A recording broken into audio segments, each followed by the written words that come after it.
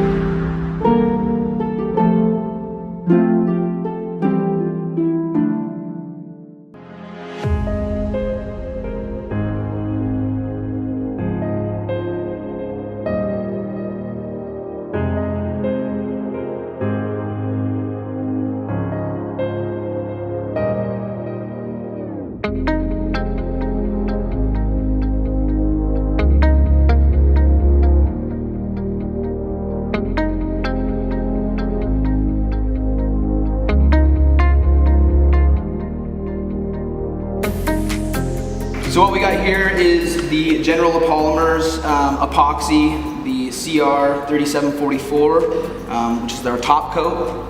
We're going to be mixing about 132 square foot of room.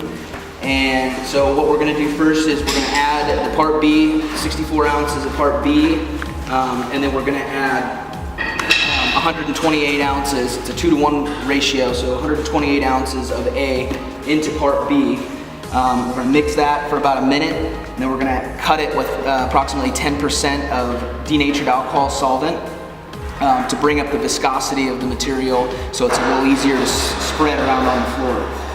Then we're going to pour 24 ounces of the mixed batch into this small 1-quart container, and then we will add our pigments. So we've got 8 ounces, of seashell is our base color that we're going to use, our base pigment, and we're going to mix that into here. Then we're going to add 2 to 3 ounces approximately of Caribbean into the 24-ounce container and mix that as well. So, and then we'll go out and we'll pour this, the seashell, and go full coverage of the floor over this blue base coat.